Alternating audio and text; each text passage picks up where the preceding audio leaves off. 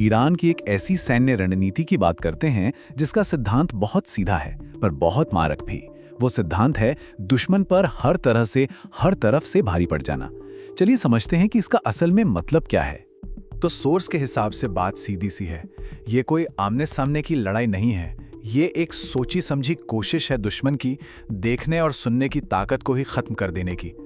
लेकिन सवाल ये है कि आखिर ये हो कैसे रहा है। जरा इस तस्वीर को देखिए। सऊदी अरब में एक अमेरिकी जासूसी विमान जो 600 किलोमीटर के दायरे में सब कुछ देख सकता है। मतलब ये किसी भी सेना के लिए सबसे कीमती हथियारों में से एक है और यही एक बड़ा निशाना बन जाता है। और फिर जो हुआ उसने सबको हैरान कर दिया। एक ऐसा हमला जो अपनी सटीकता, अपनी प्रिसिजन की वजह से चौंकाने वाला था। तो ये जो एवैक्स विमान है ना, ये सिर्फ एक जासूसी प्लेन नहीं है, इसे आप सेना की आंखें कह सकते हैं। इसका जो 360 डिग्री वाला रडार डोम है वो इसे अपने चारों ओर के हर हवाई खतरे को पहचानने की एक जबरदस्त ताकत देता है। हमले की सबसे खास बात थी उसकी सटीकता।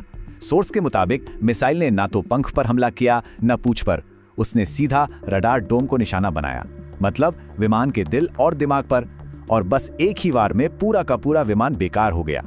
और यही सबसे बड़ा सवाल उठता है, इतने हाई सिक्योरिटी वाले इलाके में इतना सटीक हमला कैसे हो सकता है। ये सिर्फ किस्मत तो नहीं हो सकती? नहीं, ये एक बहुत बड़ी और सोची समझी रणनीति का हिस्सा था।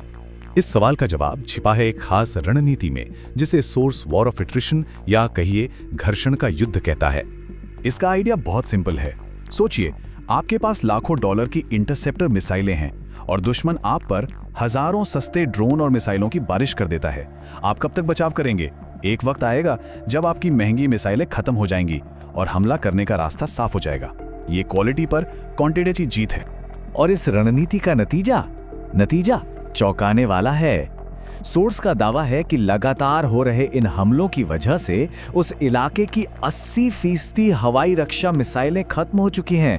सोचिए, 80%। इसका असर ये हुआ है कि पूरा खेल ही पलट गया है। देखिए, पहले जहां ईरान की सिर्फ 20% मिसाइलें ही डिफेंस को पार कर पाती थीं, वहीं अब हवाई सुरक्षा के कमजोर होने से ये आंकड़ा बढ़कर 80% हो गया है। और बात सिर्फ फौजी ठिकानों तक ही सीमित नहीं है।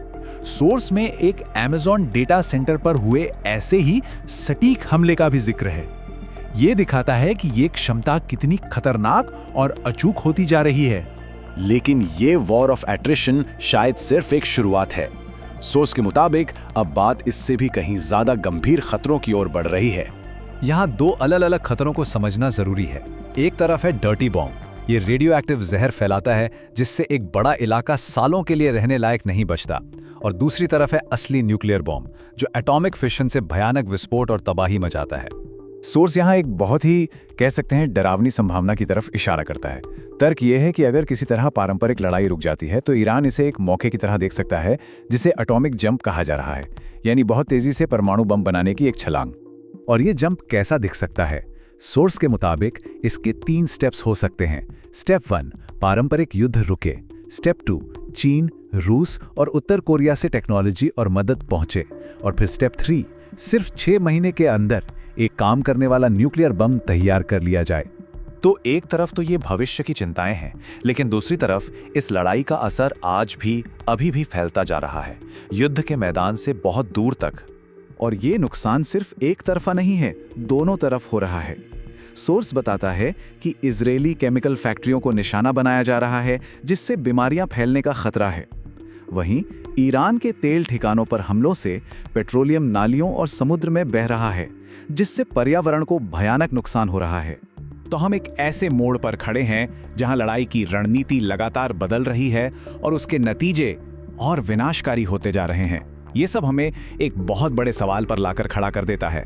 इस अदृश्य युद्ध में जीत और हार की असली कीमत क्या है?